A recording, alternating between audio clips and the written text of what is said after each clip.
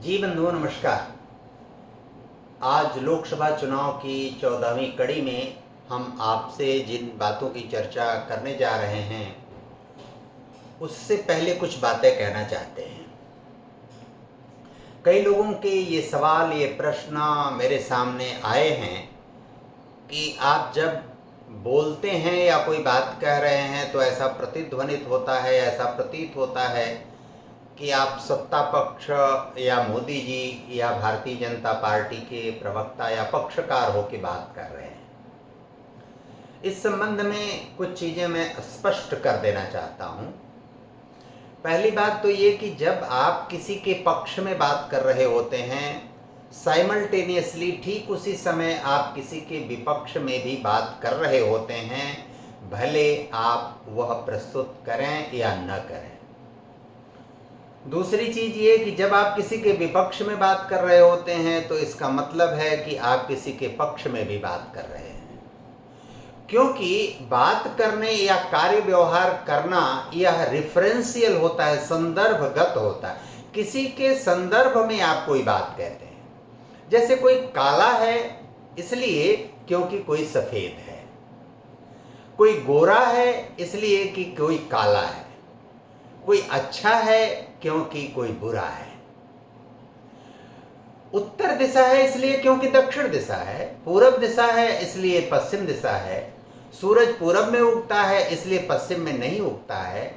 यह बात बहुत स्पष्ट है। आज जो पत्रकार जिन्होंने अपने जीवन में थोड़ी प्रतिष्ठा अर्जित की, ऐसे चाहे वो पुण्य प्रसून वाजपेयी हों, चाहे अजीत अंजुम हों, चाहे राजदीप सरदेसाई हों, चाहे रवीश कुमार हों। राजदीप सरदेसाई ने इस समय थोड़ा काम कम कर दिया है निंदा का, लेकिन इन लोगों ने वर्तमान सरकार और वर्तमान व्यवस्था को लेकर जिस प्रकार की विद्रूपता, जिस प्रकार का वितंडावाद, जिस प्रकार का काल्पनिक विमर्श गढ़ने की कोशिश की है, वह निश्चित रूप से किसी को भी स्वीकार नहीं हो सकती।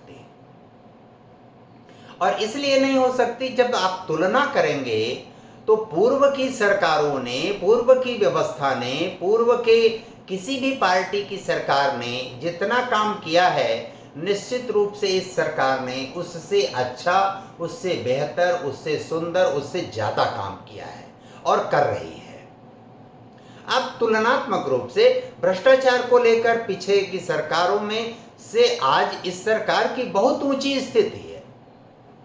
भ्रष्टाचार के मामले में जीरो टॉलरेंस की नीति कम से कम नेतृत्व वहन कर रहा है। इसलिए विकास के स्तर पर, चिकित्सा शिक्षा के स्तर पर, जीवन की मौलिक आवश्यकताओं के स्तर पर, वैश्विक राजनीति के स्तर पर, वैदेशिक नीति के स्तर पर, आंतरिक सुरक्षा के स्तर पर, प्रशासनिक व्यवस्था के स्तर पर, किसी भी स्तर पर यह सरकार पीछे की सरकारों से बेहतर काम कर रही है। किसी भी पढ़े लिखे समाज का जो वर्ग है, उसका कर्तव्य क्या है कि गुण दोष के आधार पर चीजों का मूल्यांकन करे। पूर्व के लोगों ने क्या किया, वर्तमान क्या कर रहा है। कोई भी सब कुछ किसी में अच्छा नहीं होता, किसी में सब कुछ बुरा नहीं होता, लेकिन जिसमें अधिक अच्छा है हम उसको उसके साथ खड़ा होना पड़ता है, उसके साथ बोलना पड़ता है, उसके साथ चलना पड़ता है, उसके साथ कदम ताल करना चाहिए ही चाहिए। तुलनात्मक रूप से जिसने अच्छा नहीं किया, एक सवाल क्या आपने पूछा कि जिसकी 5-6 पीढ़ी पहले मामूली एक क्लर्क उनके पूर्वज थे, आज उनके पास हजारों करोड़ की संपत्ति देश दुनिया में कैसे आई? बड़े बड़े सैकड़ों हजारों एकड़ के फार्म हाउस कैसे आए? उन्होंने कभी कोई उद्योग धंधा नहीं किया, कोई बिजनेस व्यापार नहीं किया, कोई नौकरी चाकरी नहीं की, केवल राजनीति किया। राजनीति में बड़े पदों पर रहे उनके पूर्वज, आज भी वो राजनीति में सांसद हैं, राज्यसभा सदस्य हो जा रहे हैं लोग। ऐसे लोगों ने क्या किया कि उनके पास ये संपत्ति आई? कभी कोई इनसे सवाल पूछता है? भ्रष्टाचार एक बहुत बड़ा मुद्दा है। बेरोजगारी का जहां तक विषय है, बेरोजगारी एक ऐसी समस्या है कि आप सबको सरकारी नौकरी नहीं दे सकते, कोई भी सरकार नहीं दे सकती। बेरोजगारी का प्रतिशत कितना था पूर्ववर्ती सरकारों में, आज की सरकारों में, उसका मूल्यांकन कीजिए। आप नहीं कर पाएंगे। इसलिए आज की जो आवश्यकता है, चाहे वो सत्ता पक्ष हो या विपक्ष हो, जो तुलनात्मक रूप से बेहतर है, अच्छा है, हमको उसके साथ खड़ा होना है।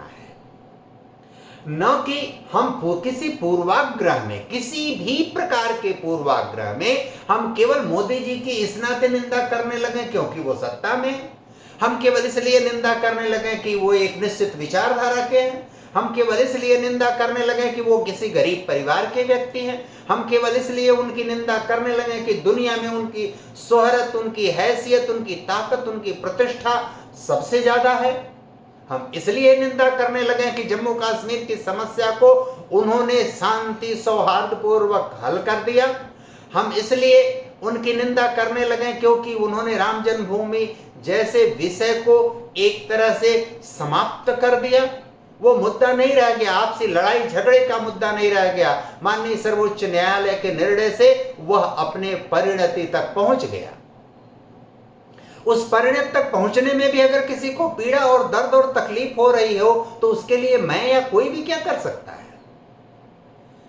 यह विषय देश की राजनीति को, देश की व्यवस्था को सुचारू रूप से चलाने में यदि कोई बेहतर, पहले से अच्छा काम कर रहा है तो हमको उसके साथ खड़ा होना चाहिए, चाहे आप प्रवक्ता कहिए, चाहे जो कहिए। लेकिन मेरा मूल्यांकन तथ्यों के आधार पर, रिकॉर्ड के आधार पर, यह मेरा मूल्यांकन है। वैश्विक राजनीति के स्तर पर आप किसी भी चीज का मूल्यांकन कर लीजिए, नेहरू जी से लेकर आज तक के सारी चीजों का आप अध्ययन कर लीजिए। देश का क्षेत्रफल कितना था, आज कितना क्षेत्रफल है, उसका मूल्यांकन कर लीजिए। चाहे वो दुनिया के जो भी फलक हैं, चाहे वो संयुक्त राष्ट्र संघ के स्थायी सदस्यों के सामने भारत की स्थिति हो, चाहे वो शीत युद्ध के बाद आज शीत युद्ध की परिस्थितियां बदल गई हैं उनके सामने भारत की स्थिति हो, चाहे अधिक आर्थिक औद्योगिक दृष्टि से संपन्न देशों के सामने भारत की स्थिति हो, वो क्या है आप हम सबको पता है। भले आप नहीं कहते, भले आप छुपाते हैं, भले आप उसको छोटा करके बताने की कोशिश और चेष्टा करते हैं, लेकिन वो चेष्टा वास्तव में सामान्य जनमानस स्वीकार नहीं करता। उसको सच पता है, उसको हकीकत पता है, और इसलिए पता है कि जो मोदी जी कहते हैं कि गरीब, नौजवान, किसान, स्त्री, मातृसत्ता, यह हमारे लिए जाति है और हमको प्राथमिकता के आधार पर इनके लिए कार्य करना है। वो कार्य कर भी रहे हैं। जीवन की मूलभूत मौलिक आवश्यकताओं, भोजन, वस्त्र, मकान के स्तर पर इस सरकार ने जो किया उसकी चर्चा मैंने कल किया। जीवन की दूसरी महत्वपूर्ण, दूसरे चरण की आवश्यकता होती है चिकित्सा, शिक्षा, सुरक्षा, सम्मान। इन 4 क्षेत्रों में आप मूल्यांकन करिए कि इस सरकार ने क्या किया। देश में पहले कितने एम्स थे, आज कितने हैं, आप पता कर लीजिए। देश में पहले कितने मेडिकल कॉलेज थे, आज कितने हैं, आप पता कर लीजिए। देश में पहले कितने विश्वविद्यालय थे, आज कितने हैं, आप पता कर लीजिए। देश में कितने पहले महाविद्यालय थे, तकनीकी संस्थान थे, आज कितने हैं, आप पता कर लीजिए। इसके सारे आंकड़े इंटरनेट पर उपलब्ध हैं। आप आरटीआई देके भारत सरकार, केंद्र सरकार, राज्य सरकारों से मांग सकते हैं, कहीं भी आपको मिल जाएगी वो आंकड़ा। मुझे यहां बताने की आवश्यकता नहीं है। ये कितने दवा के क्षेत्र में, मेडिकल की दुकानों पर आप जाइए, प्रधानमंत्री औषधि का जो केंद्र खुले हैं, जेनेरिक मेडिसिन के जो प्रचार हो रहे हैं, दवाओं की कीमत 20 से 60% तक कम हो गई है। आप कहीं भी जाइए तो आप दवाओं के क्षेत्र में आपके साथ, अगर आप सचेत हैं तो कोई दुर्व्यवहार नहीं कर सकता। ये कैसे हुआ है? सब लोग पढ़ लिख लें, सबके पास कम से कम सामान्य जानकारी से बेहतर उद्यमिता के स्तर पर लोग आगे बढ़े। इस सरकार ने कितना बड़ा उपक्रम, कितना बड़ा कार्य किया है, आप पता कर लीजिए। 10 वर्षों में जो हुआ है वो 40, 50, 60 वर्षों में नहीं हुआ। इस क्षेत्र सम्मान का जहां तक विषय है, प्रधानमंत्री स्वयं जमीन पर पीढ़े पर बैठकर, कुर्सी पर बैठाकर कुंभ मेले में सफाई कर्मचारियों के पांव पखारते हैं, अपने जमीन पर बैठते हैं, उनको कुर्सी पर बैठाते हैं, अपनी तौलिया से उनका पांव पोंछते हैं, फूल अक्षत चढ़ाते हैं, उनको दक्षिणा देते हैं। इससे बड़ा कार्य आज तक किसने किया है? जो प्रधानमंत्री सामान्य जनमानस को, किसी स्त्री, किसी मातृसत्ता की प्रतिष्ठा के लिए क्या नहीं करते। शौचालय की व्यवस्था हमारी माताओं बहनों के लिए, उनकी मान मर्यादा प्रतिष्ठा के लिए कितना उत्कृष्ट कदम है, आप कल्पना नहीं कर सकते। जिस तरह की उसमें किसी प्रकार की थोड़ी बहुत कमी रह गई, वो स्थानीय स्तर पर लोगों के ठीक व्यवहार न कर पाने के कारण, पूर्वाग्रहियों के ठीक व्यवहार न कर पाने के कारण हुई है। ऊपर के स्तर पर, व्यवस्था के स्तर पर, संरचना के स्तर पर, ढांचागत सुधार के स्तर पर किसी प्रकार की कहीं विद्रूपता या कमी आपको नेतृत्व में नहीं दिखाई पड़ेगी। आप तुलना तो करिए, पहले के लोग क्या करते थे, आज के लोग क्या कर रहे हैं। सुरक्षा की दृष्टि से आज माताएं बहनें कितने सुरक्षित हैं, हमारे बुजुर्ग कितने सुरक्षित हैं। बुजुर्गों के खिलाफ आप प्रताड़ना की स्थिति नहीं उत्पन्न कर सकते, बच्चों के साथ आप दुर्व्यवहार नहीं कर सकते, गरीब के साथ आप दुर्व्यवहार नहीं कर सकते। उनकी बात अगर कहीं पहुंचती है तो उसको सुनी जाएगी, उसका समाधान किया। हम नहीं कहते कि सब जगह ठीक हो गया, लेकिन पहले से बहुत ठीक हुआ है और आगे लगातार ठीक हो रहा है। अगर शुरू की सरकारों ने 1947 के बाद इस तरह का कदम उठाया होता तो आज सब कुछ निर्मूल हो चुका होता। नहीं निर्मूल हो चुका होता तो 70, 80, 90% तक की समस्याएं समाप्त हो गई होती इस दिशा में। सम्मान का, सुरक्षा का जो भाव, चिकित्सा का, शिक्षा का जो वातावरण सृजन हुआ है वो अद्भुत और अनूठा है।